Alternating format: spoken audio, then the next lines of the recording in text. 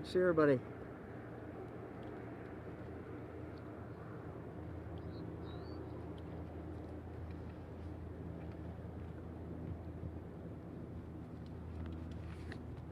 Everybody set? Well, I have spent the day in southeast Ohio and then southern Ohio and really following the river to talk to people of Ohio about what we're seeing in regard to the virus. This is the third straight day that we've been over 2,000 cases per day. And, you know, it was not that long ago. Well, good for the American flag, but hold on a minute here. We may have to move this, guys, a little bit.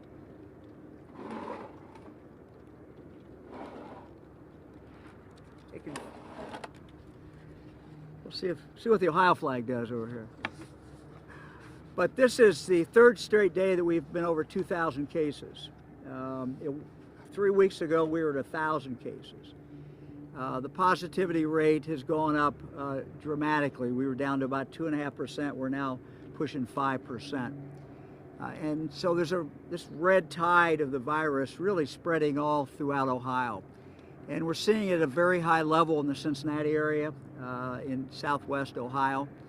If you just look at the southwest corner of the state of Ohio, in the last 2 weeks, we've had over just a huge number of cases, 3,334 cases in the last 2 weeks.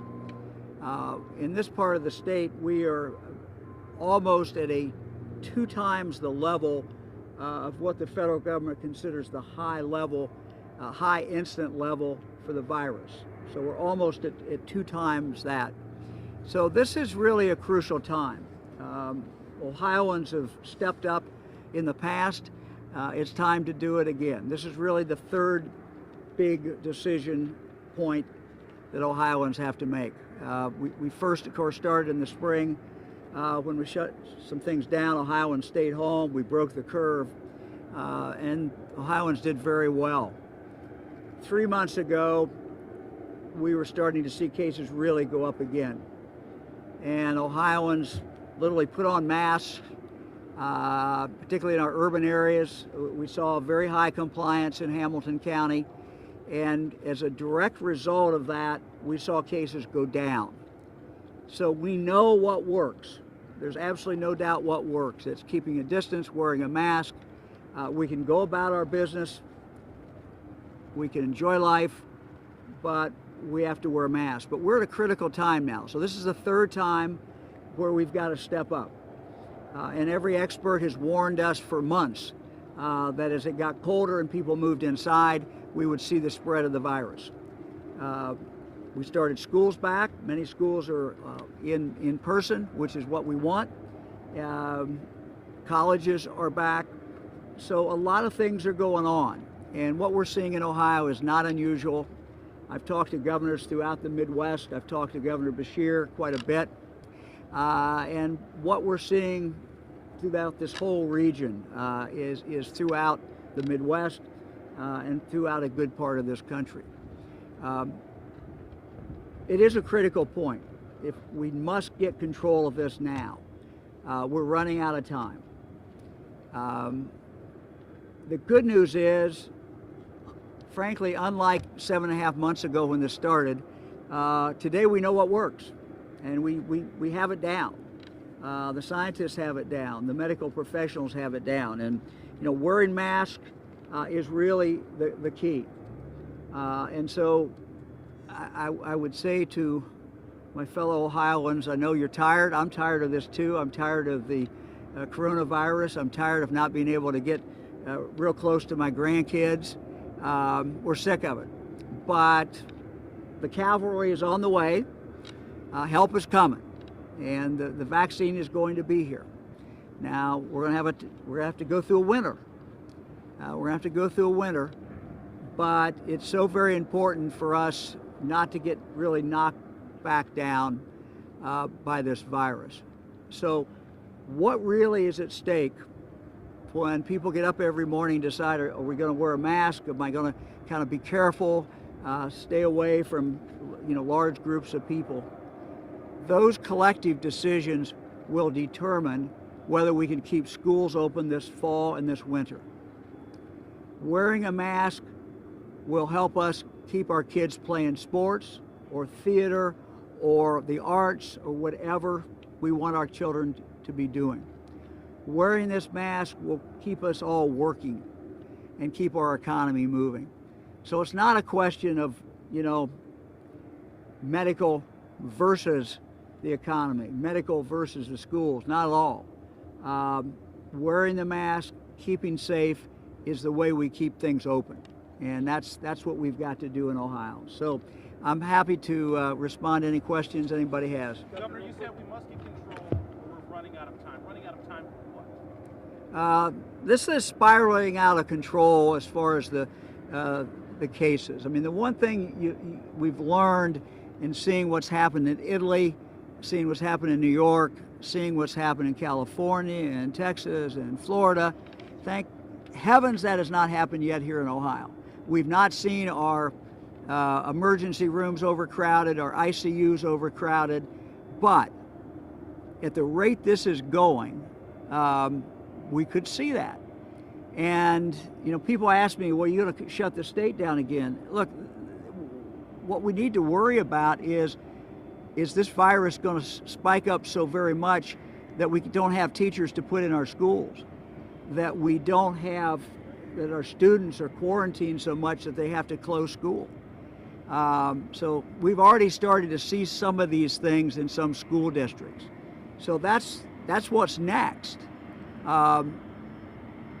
People's willingness to go out, spend money, go to a restaurant, go to a bar, all depends on if they think it's safe. We figured out how to do it safe, and we do it safe by this.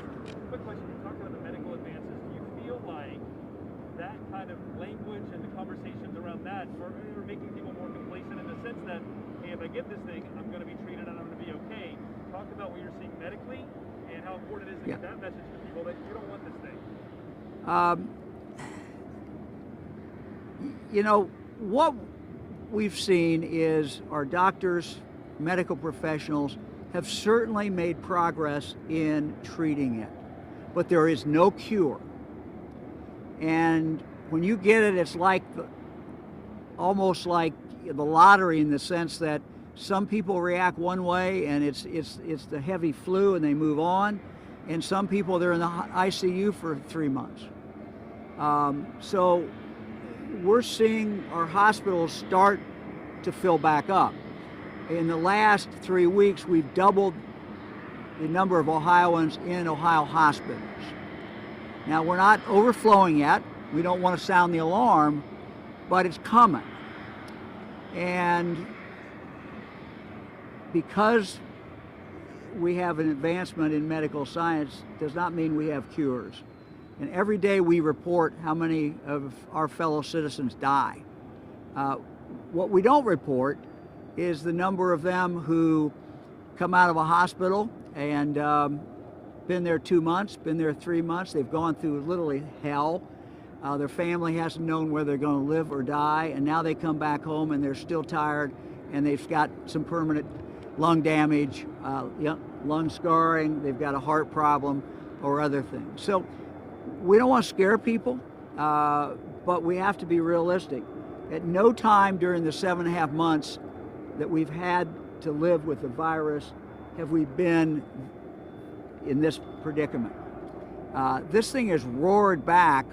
3 weeks ago, I'll tell you, we were taking the numbers down, and every day the numbers look better. Every single indicator we have today is going the wrong way. I get 42 pages every morning at 6:30, and every single indicator we've got is going the wrong way. Governor, are you reconsidering or going to reconsider attendance at football games, Browns-Bengals games? Yeah. Look, here's what we found, and this is what's interesting. And as I said, I know a lot more than I knew 7.5 months ago. Don't know everything, but because this virus keeps us on our toes. But the experts have certainly learned a lot. And as we see and try to drill down on where people are getting this virus, what we find is that in the more formal settings that are controlled, Kids in school, in the classroom, pretty safe. College kids in the classroom, pretty safe. Sitting at the Bengals game in a stadium that holds, 55, 60,000, with 12,000 people there spread out, everybody wearing a mask, it's pretty safe. What's dangerous is the things where we let our guard down, and it's human nature. When we're with friends, we're with family, it's natural. We don't feel a threat because we're with friends or family. But that's where we're really seeing the spread. We're seeing spread at funerals, we're seeing spread at weddings, we're seeing spread at churches, we're seeing spread at people just getting together informally. And this is where most of the spread, frankly, is taking place. And it's not just in Hamilton County. We're seeing that all over. No matter the rural counties, the urban counties, we're seeing spread come primarily from these casual events. And so, the message is, look, we got to be careful, wear a mask, keep some distance, be careful of what we do. We don't have to change everything we do. We can go to work, our kids can go to school, but we got to do it carefully, and we got to do it differently than we've done in the past. And the good news is there's light out there. We're going to get through this, but we got to get through winter, and this is the way we get through the winter. Governor, you're saying we're running out of time. How much time do we have until our hospitals are actually overflow? Are we talking days, weeks, months? Well, Dr. Lofgren was quoted today, I saw, and he's someone who's been a real advisor of mine from UC Health. They're talking about we got to turn this thing around in a couple of weeks, or it really starts to get bad in regard to hospitals. The thing we have to remember is that hospital admission, where we've already seen a doubling in 3 weeks, hospital admission is a lagging indicator. Someone gets infected, it takes a while till they get symptoms, then they get a test, and then at some point they get sick enough they got to go to the hospital. So it's a lagging indicator, but it's a very solid indicator. It tells us, it doesn't matter how many tests we're running, the numbers don't change in regard to who's going into that hospital. So doubling it in a few weeks is scary. What we know about this virus is it just goes out like this. And the faster it goes, the faster it goes. So we've got to get control of it. And just, again, the good news is we have a way of doing it. We know today what works.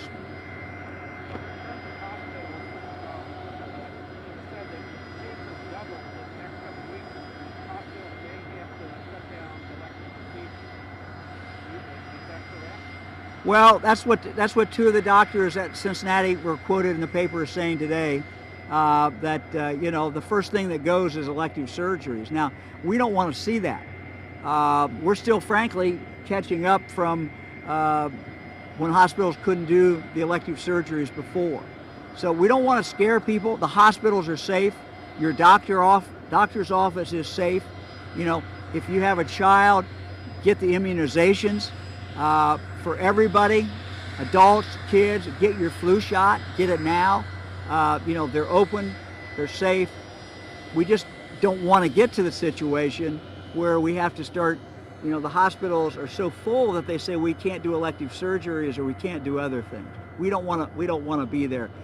The thing that I think it's important to remember, when we think, if you have someone, if you have a grandfather or a grandmother in a nursing home, if you've got a child in a school, no matter how good a job they're doing in that nursing home, no matter how good a job they're doing in your child's school, that virus will come into that nursing home and will come into that school, no matter what kind of job they're doing, if there is widespread community spread of the virus. And so what we all do out here in the community is really going to determine what happens in our nursing homes, how many people die. It's going to determine whether our schools can stay open. So it ought to be a real incentive for all of us, make that sacrifice and, wear a mask, be careful. You're helping everybody out and you're helping the most vulnerable members of society when you do that. One of the things we're starting to see is what we would have expected. Young people many times don't have symptoms or don't have bad symptoms, sometimes don't even know they get it, but as they get infected more, then it spreads to an older group. And so in the last week, we have seen the numbers of the age go up. So, we had several months where it was a young group that was getting it. Now we're seeing is they're spreading that on to an older group, and that older group, of course, is much more vulnerable. Governor, how does this surge complicate our early voting in our election, and are we at risk of having to change our plans because of the pandemic? No, I think that we're blessed in Ohio, that we have many ways to vote, that someone can walk right at this moment to the Board of Elections and vote. They can stay at home if they want to and apply for an absentee ballot, get that absentee ballot and send it in.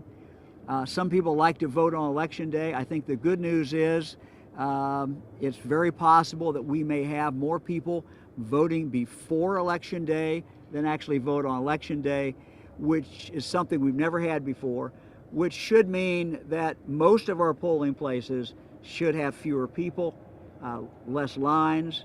So I think there's plenty of opportunity for people to vote. I don't look for our voting to be in any way impacted by this. Governor, the bottom line in optics and messaging matter, real quick. Optics and messaging matter, and you have a big voice nationally as a result of your statements and so forth. What do you think when you watch President Trump's rallies and you see lots of people gathered very close together, not wearing masks? Look, I'm for President Trump. I think he's done a great job. Trade negotiations, he's been tough. His picks for the Supreme Court have been super. His picks for the District Court, Circuit Court. But I wish he would focus more on masks.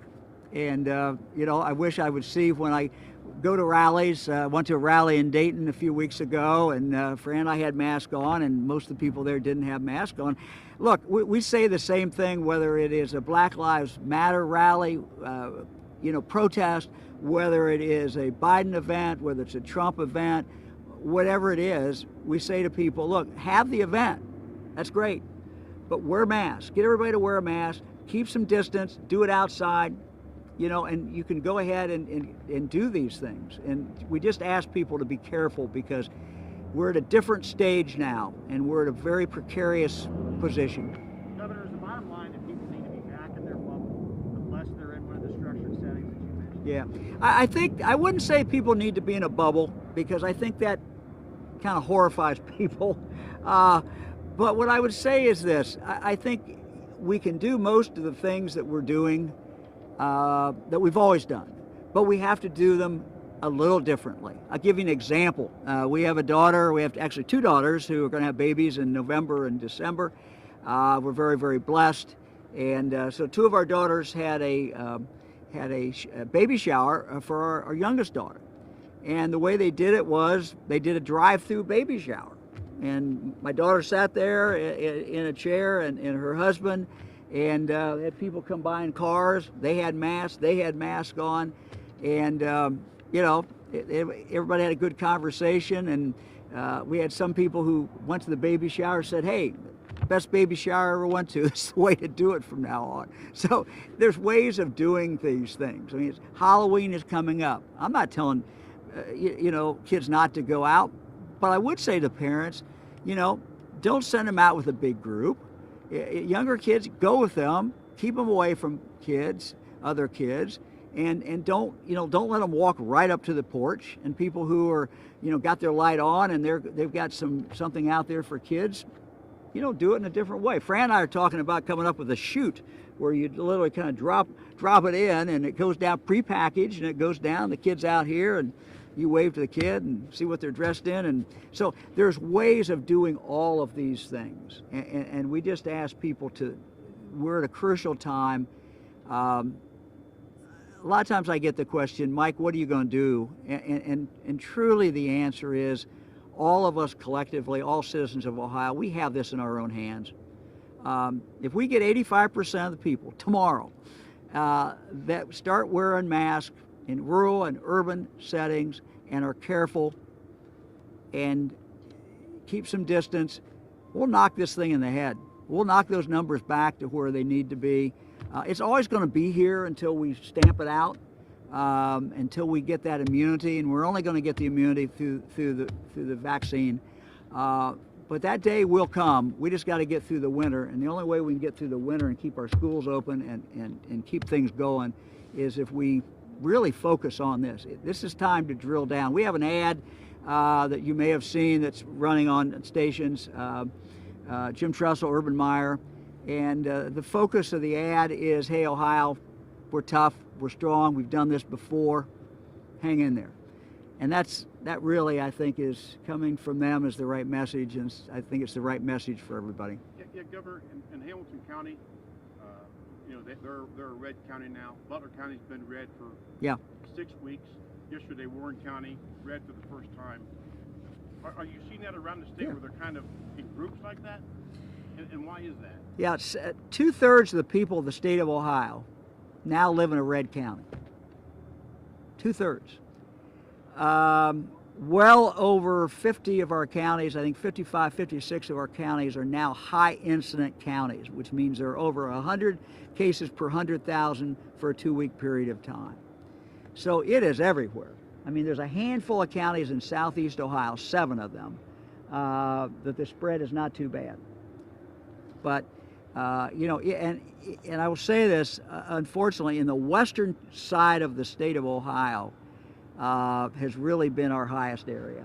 If you basically come south out of Toledo and go straight down to Cincinnati, I think there's one county, Williams County, clear up here in the farthest northwest, that's not red hot, on fire because of the high incidence. So yeah, it's not safe. I mean, you can't hide from this thing, but you can protect yourself. Can't hide, but you can protect yourself.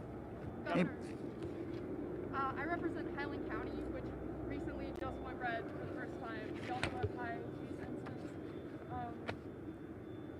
A large number of people in Highland County do not wear masks and reject that this is a problem. Could you address those people? Yeah, Highland County is one of my favorite counties. Fran and I have a lot of friends in Highland County. I was state senator for Highland County at one point many years ago, before you were born probably, but a long time ago. But Highland County, I'm looking at this list. You know, in the last 2 weeks, Highland County, which has a population of 43,000, 101 cases, new cases in the last 2 weeks. That puts them at a rate per 100,000 of 234. So that's over 2 1/3 times what the high incident rate is. You know, hospitalizations 8, and again, hospitalizations are a lagging indicator. So what I would say to my friends in Highland County is, look, it's in the spring, if you lived in a rural county, you felt pretty safe. Not in the fall. It's everywhere now. There's no place you're safe. And you know, living in Highland County may protect you from some things it does not protect you against the COVID virus. We have a dear friend from Highland County who died of COVID. So it's here, and we can knock it down, and we just have to knock it down. We got to knock it down. Governor, facts released by the CDC yesterday show Ohio is the worst when it comes to PPE in nursing homes. A, were you aware of this? And B, what can we do to fix it? Yeah, I'm not aware of that, but I did have a call with our nursing homes. I'm thinking now about 6-7 days ago, and you know, my commitment to them was, you know, they need several weeks of backup, and so we're working to get them that. And absolutely, they need to have that. So yeah. Who else? Anybody else? Governor, Dr. Margolis, the data guru, Yeah. for the health program, he said that, you know, the per 100,000 cases for places like Cleveland, Pittsburgh, even Austin, Texas, they're considerably lower than Cincinnati. And one of the differences says there's a repeated, consistent public health message. Does the state need to put more emphasis and effort into Southwest Ohio on that? Well, I'm hoarse from sending the message. I think people are sick of hearing from me, and you know, when we get you know, strong messages from our health leaders, that's particularly helpful. Look, you know, I think we have had a message. I think it's been a strong message. I'm not sure everybody has always paid attention to it, But I was on the phone this morning, and I'm going to spend the next several days talking to different groups in Ohio and asking them, can you be messengers too? Because people are, I'm sure, sick of hearing from Mike DeWine. And, but, when Urban Meyer and Jim Tressel say it, that's somebody else saying it. When our doctors say it, we're asking doctors throughout the state today, to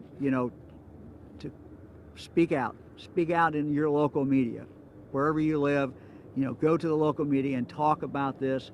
Our health directors, we're asking them to do the same thing too. So, we're going to continue to message this, and I'm asking for help from different groups to help me with the message. So we can't say it enough, and I think that people. Let's be honest. People are sick of masks. They're sick of wearing them. They're sick of the virus. It's been 7.5 months. The most common question I get is, when can we stop wearing the mask? And I think we now have an answer. We don't know the date, but we know this vaccine is coming. And so it's not like we can't get through this. We can see the end of this. We just got to continue to move forward and stay safe until we get to the end of that tunnel. So we can do it. All right, anybody else? Okay, thank you all very much. Good to see everybody.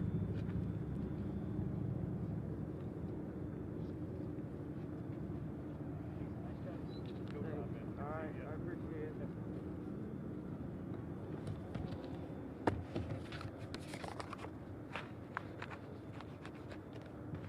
Thank you all very much.